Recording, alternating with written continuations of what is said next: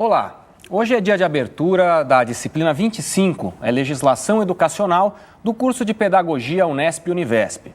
Nós vamos conversar ao vivo com o professor autor da disciplina, João Cardoso Palma Filho, que é do Instituto de Artes da Unesp, aqui de São Paulo. Quem tiver perguntas, prepare que no segundo bloco o professor Palma vai tirar as dúvidas que forem enviadas pela internet. Professor, obrigado por vir novamente à Univesp TV. Nós chegamos ao terceiro e último bloco do curso de Pedagogia Unesp-Univesp, e nesse bloco, que é Gestão Escolar, ele abre com a sua disciplina Legislação Educacional. Por que é importante o aluno do curso de Pedagogia ter uma disciplina que se chama Legislação Educacional? Bom, por várias razões. Primeiro, porque a educação no Brasil ela é legislada. Há muita legislação.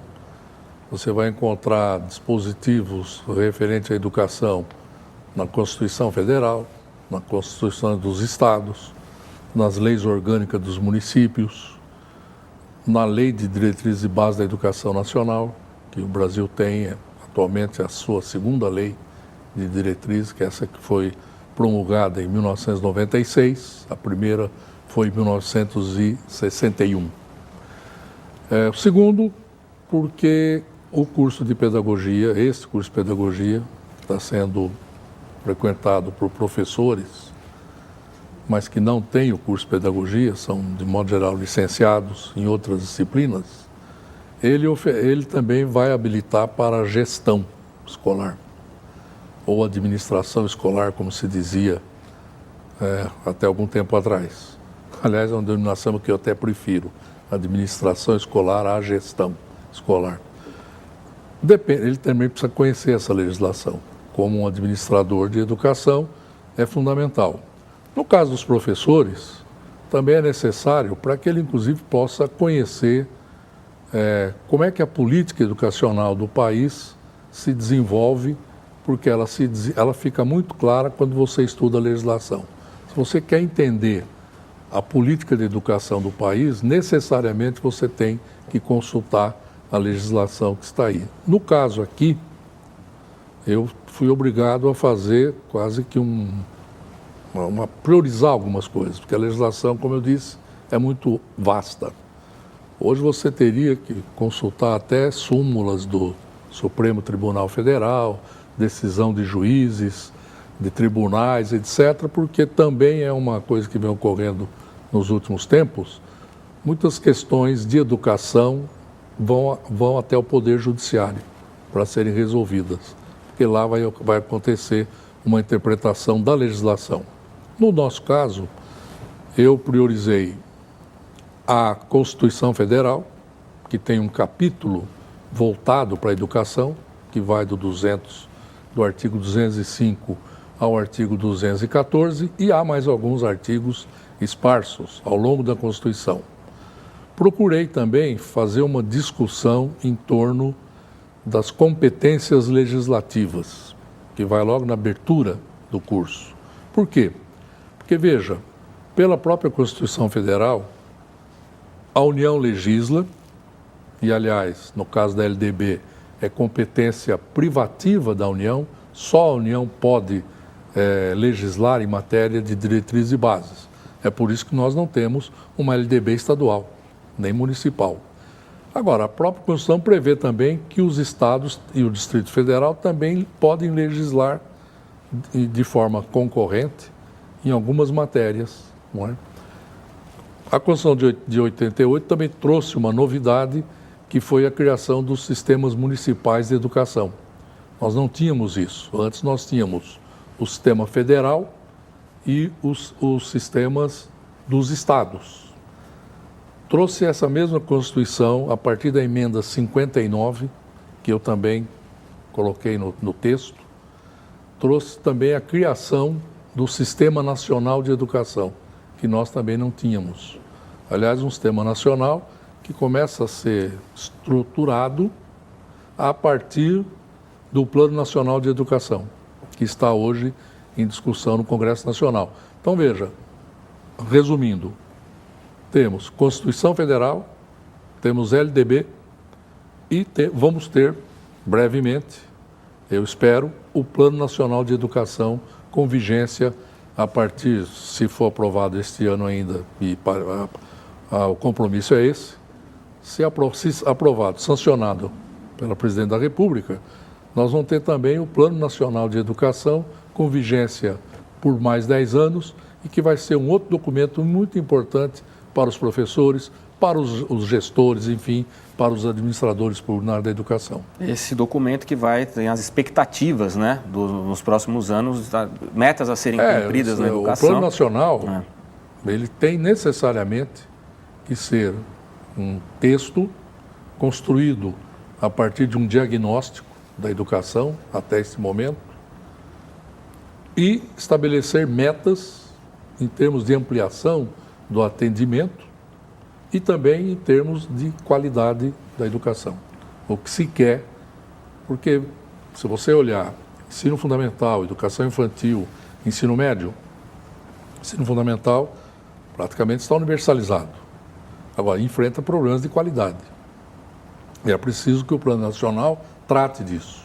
Não é? O Plano Nacional deve prever também questões relacionadas à formação dos professores, a material didático. Professor, agora, desculpa interrompê-lo, com todos esses instrumentos legais, né, caminhando dentro, e o senhor disse que optou por algumas, né, fez um recorte para a disciplina. Qual é o objetivo da disciplina? Não, o objetivo da disciplina, nesse caso, é simplesmente dar uma visão dessa legislação educacional. No caso da LDB, muito importante, porque a LDB de 96 até 2012, ela sofreu 27 alterações. E os estudantes, os professores que estão aí já hoje me assistindo e participando da primeira semana, eles receberam um segundo caderno, junto com o primeiro. Esse segundo caderno contém toda essa legislação, as 27 leis que alteraram a LDB. Então, na realidade, num curso, numa disciplina de 60 horas, não se pretende um estudo aprofundado, embora aqueles que se interessarem estão com a legislação todinha aí, poderão depois até aprofundar o conhecimento. Mas nesse momento o que a disciplina pretende é simplesmente familiarizar o estudante com essa matéria, que é muito importante. Percebe-se que tem um enfoque no ensino médio, né? E no ensino médio em relação ao currículo do ensino médio, né? Uma coisa que a gente até aborda nos vídeos que nós preparamos. Por que o ensino médio? Por que esse interesse no ensino médio? Bom, o ensino médio hoje é o grande problema da educação. Não só no Brasil, mas nós temos que enfrentar a falta de interesse do estudante em relação ao ensino médio. Eu lembro de uma pesquisa feita uns 2 anos atrás, em que se perguntava ao estudante por que ele não se envolvia muito com o ensino médio. Quer dizer, estão frequentando, mas sem muito entusiasmo. E a resposta vinha, ele é desinteressante. Há alunos, inclusive, chegam a dizer, usam uma expressão que eu não gostaria de usar, mas eles usam. É muito chato. Quer dizer, é muito chato. É um currículo muito fragmentado, são 12 disciplinas obrigatórias, mais espanhol, que entrou recentemente. Enfim, tem caído, inclusive, a matrícula do ensino médio, aqui em São Paulo, nos últimos anos, e no Brasil de modo geral. Ou seja, você tem um contingente muito grande de estudantes que concluem o ensino fundamental e não continuam o ensino médio. Isso é muito sério, porque o ensino médio hoje, ele faz parte da educação básica. Na realidade, ele é o último segmento da educação básica. A educação básica, como os estudantes poderão ver no caderno, no texto que eu escrevi, ela começa com a educação infantil, creche, 0 a 3 anos, pré-escola, 4 e 5 anos, ensino fundamental, dos 6 até são 9 anos de estudo, 13, 14 anos de idade, em seguida o ensino médio. E se ele faz parte da educação básica, e se o que se busca é exatamente todos concluindo a educação básica, é preciso um grande investimento no ensino médio. Por isso que nós priorizamos, nos vídeos, os estudantes vão poder assistir 2 vídeos, um tratando da questão do currículo do ensino médio e o outro tratando da questão da profissionalização, que é um assunto que também está hoje na ordem do dia, não é? Quer dizer, esse interesse pelo ensino médio, até como o senhor disse anteriormente, né, que a LDB sofreu inúmeras alterações, né, 27, o senhor disse, no total, alterações. E muitas foram em cima do currículo, né? Sim. Muitas foram em cima do currículo, com obrigatoriedade de disciplinas, né? E isso afetou o ensino médio, né?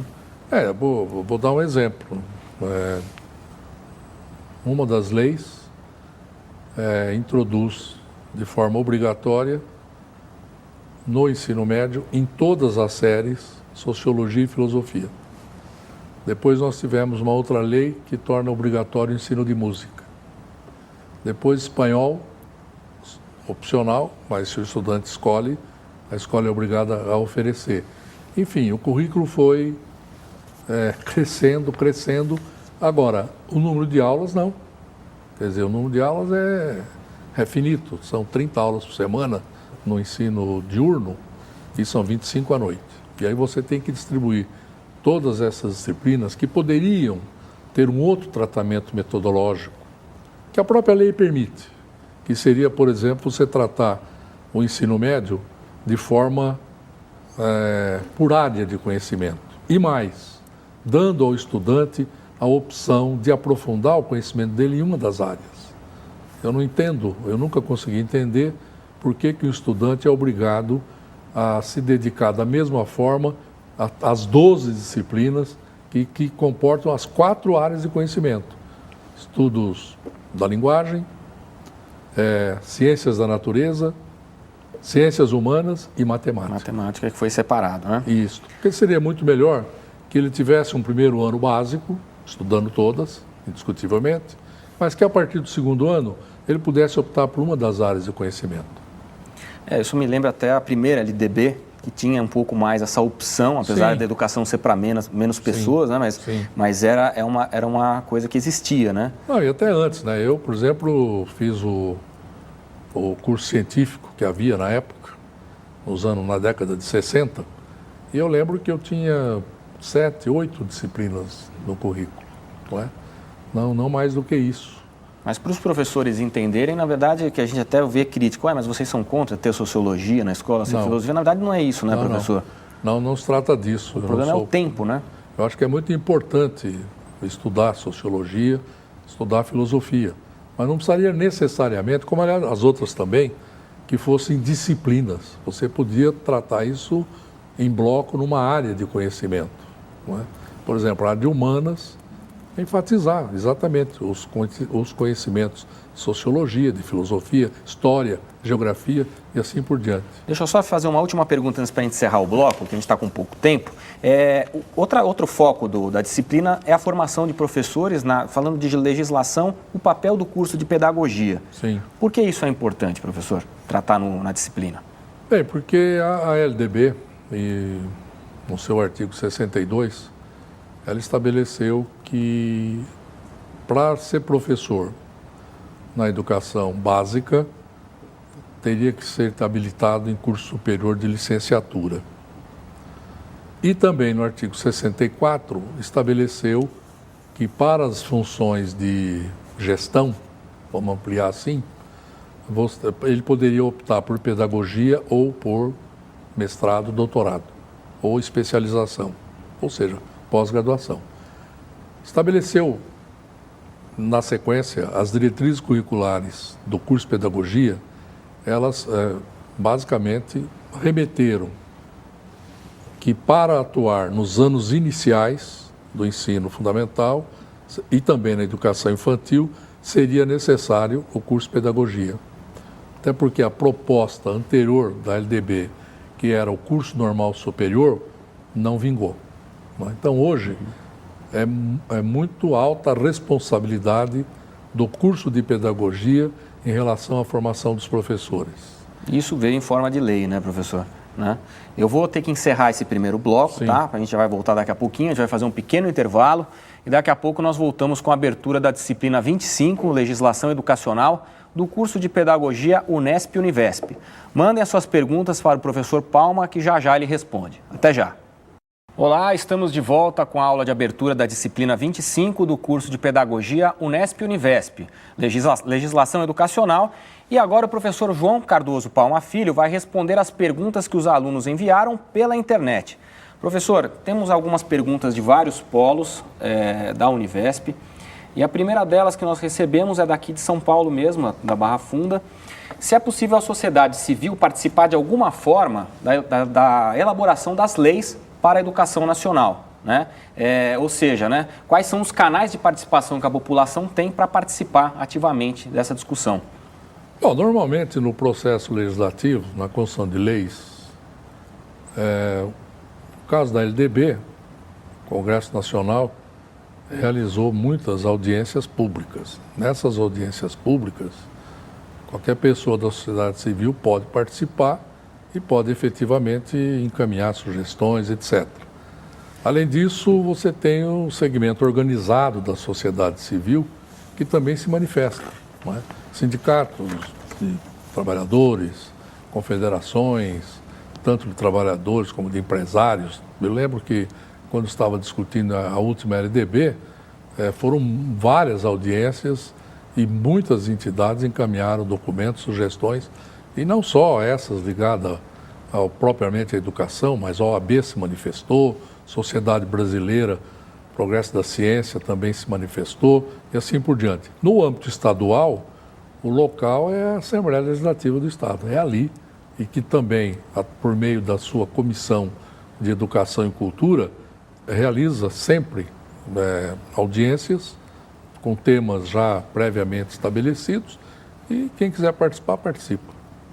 Quer dizer, esse aluno tem então essa voz que é a própria Assembleia Legislativa do Estado, né? No Polo de Ourinhos, o Valdeci, ele pergunta, professor, ele fala que deveremos ter em breve o concurso para diretor de escola, né? Os assuntos abordados na disciplina de legislação educacional dão algum suporte de estudo para o referido concurso? Bom, indiscutivelmente, concurso para diretor de escola sempre tem legislação. Aliás, até para os docentes também, para os professores. Normalmente se pede o capítulo da Constituição que trata da educação, que eu já citei antes, no primeiro bloco, artigo 205 ao 214, assim como a LDB. Constituição Federal e LDB são assuntos que estarão presentes em qualquer tipo de concurso, não só para os diretores.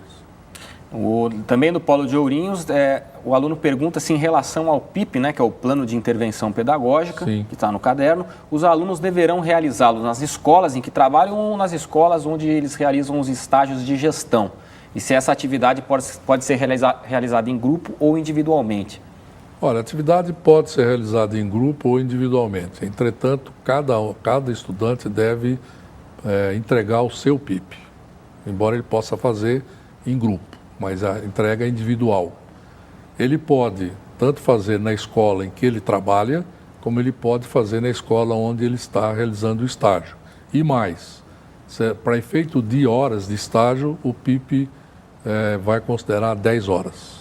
Tá. Essa é a principal maneira de avaliação da disciplina? Não, a disciplina também, nós não teremos uma prova escrita, com questões dissertativas, pequenas questões, que vão ser mais ou menos na linha das que ele já tem no caderno. Ao final de cada tema, ele tem 5, 6 questões que ele tem que responder. Entendi. No Polo de Guaratinguetá, pergunta a Benedita. Um dos programas do FNDE é o Programa Nacional de Biblioteca na Escola, que foi desenvolvido em 97, criado para equipar as bibliotecas das escolas públicas. E recentemente, no jornal Estado de São Paulo, foi veiculado que tem 72,5% das escolas no Brasil que não há biblioteca, né? E existe uma lei que prevê essa obrigatoriedade até 2020, né? E no Estado de São Paulo, 85% das unidades, diz a aluna, diz que não tem biblioteca nas escolas públicas, sejam estaduais ou municipais, né? E ela pergunta que, diante desse fato, se existe alguma contradição entre a realidade da escola e o que a legislação prevê. Bom, a legislação prevê biblioteca naquele sentido tradicional de biblioteca e dá um prazo até 2020. O que nós temos no estado de São Paulo, e já há alguns anos isso vem sendo feito, é a substituição de bibliotecas por sala de leitura. E nessas salas de leitura há um acervo de livros que a Secretaria da Educação adquire, outros que ela recebe do próprio Ministério da Educação, e na sala de leitura sempre há um professor que acompanha enfim, os alunos que se interessam por retirar algum livro ou lá mesmo ler alguma coisa. A Secretaria tem um programa de ampliação de sala de leitura. E, aliás, no ano passado, 2012, criou em muitas escolas, eu não tenho aqui exatamente o número, mas nós ampliamos significativamente a quantidade de salas de leitura, que no nosso caso é a biblioteca. O professor Paulo fala com a propriedade também, porque é secretário adjunto de Educação do Estado, né? Agora, essa sala de leitura, ela pode substituir tranquilamente, então, a antiga biblioteca? Sem dúvida. Em funcionalidade. A sala de leitura, ela é uma experiência que deu resultado. Nas conversas que nós tivemos em 2011 com os professores da rede estadual, reivindicaram a sala de leitura. É isso que tem sido pedido. E não aquela biblioteca no sentido tradicional. A Bruna, professor do Polo de Itapeva, ela pergunta o que é o salário educação e como se caracteriza a função distributiva e supletiva da União. São duas perguntas. A primeira é o salário educação. O salário educação é, na verdade, uma contribuição social que é calculada a partir da folha de pagamento das empresas, salários. E ele é arrecadado pelo governo federal e depois redistribuído para os estados. Aí você já tem um exemplo de uma função redistributiva. Uhum. A supletiva tem a ver com a própria obrigatoriedade que tanto a União como os estados têm em relação aos municípios. Então, por exemplo, o estado de São Paulo recentemente passou a financiar a construção de creches para os municípios. O Estado de São Paulo está, nesse caso, exercendo uma função supletiva, está ajudando o município a atuar naquela área que é obrigação do município. Quem mantém uma creche é o município. Entretanto, o Estado, diante das dificuldades encontradas em muitos municípios, ele está construindo a creche e vai entregar para o município. No Polo de São Vicente há uma pergunta. Professor Palma, o senhor acredita que até 2016 a obrigatoriedade e gratuidade do ensino entre os 4 e 17 anos será plenamente alcançada? Bom, vai depender também de um aporte de recursos, indiscutivelmente. Quer dizer, isso está na emenda 59, a emenda 59 deu prazo até 2016 para universalizar dos 4 aos 17 anos. Agora, indiscutivelmente, é preciso pensar qual vai ser a participação da educação no PIB, que é uma discussão que está lá no governo federal. Agora, né? Inclusive Está lá, é 10%, é 8%, enfim. Se ficar do jeito que está hoje, 5,5%, com certeza não vamos conseguir até 2016. Agora, com a ampliação de recursos, com a possibilidade, inclusive, de utilizar recursos do pré-sal, como tem sido muito colocado, é possível. Agora, vai ter que pensar muito na formação de professores, tem que pensar muito a questão do ensino médio, a relação do ensino médio com a educação profissional. Enfim, você tem que fazer algumas mudanças para poder atingir esses objetivos que estão aí estabelecidos já por lei. A Mariana, que é uma aluna do Polo de Assis, ela pergunta, professor, com relação à redução da jornada de trabalho no estado de São Paulo e o cumprimento dessa lei.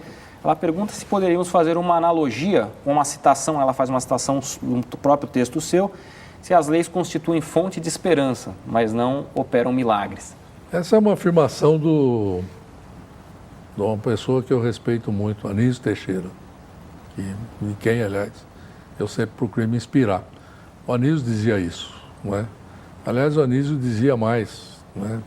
Quando ele se referia à questão das leis e tal, ele dizia que às vezes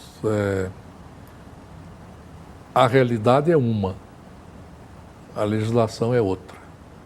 Quer dizer, ele falava em valores proclamados e valores realizados. Então, efetivamente, eu gostei da colocação. É isso mesmo, é preciso ter clareza de uma coisa. Uma lei por si só não vira realidade. É preciso que a sociedade lute, se engaje, etc., para você transformar uma lei no real. Não é, quer dizer, por si só, é preciso desmistificar um pouco essa questão da lei. É lei. Não, é lei, mas sabe perfeitamente que é preciso que a sociedade se mobilize, se exija, etc. No Polo de Ourinhos, professor, no caso do currículo por áreas, como deveria ser a atribuição de aulas dos professores? Bom, a questão do currículo por área, você pode pensar em manter as disciplinas, já que nós não temos professor de área, porque a formação do professor que acontece na universidade ou em cursos de formação é uma formação disciplinar. A única forma de você trabalhar de forma interdisciplinar e por área era realmente você organizar a escola de tal forma que os professores, além de aulas, eles tenham tempo livre para poder desenvolver projetos interdisciplinares. A questão para mim de área, respeitando que a formação é disciplinar, você só resolve mudando a metodologia, a forma de trabalhar na escola. Agora, para isso você precisa também que o professor não fique lá apenas para dar aula. Ele precisa, numa jornada que ele tem, ter uma parte para as atividades de natureza pedagógica, que são aquelas horas de atividade que ele tem, que hoje elas são insuficientes. É preciso ampliar para que realmente os professores possam ter um espaço na escola para eles conversarem dentro da área e organizarem as aulas em conjunto. Quer dizer, ainda tem a história do professor ser formado na universidade em disciplinas ainda, né? Então tem uma cara muito ainda de disciplina e ele não consegue, às vezes, né? Claro. Passar disso, né? O André, do Polo de Araraquara, ele pergunta: o governo irá aplicar a lei do piso, sendo que alguns estados já cumprem e em São Paulo não. Não seria um exemplo de desarticulação?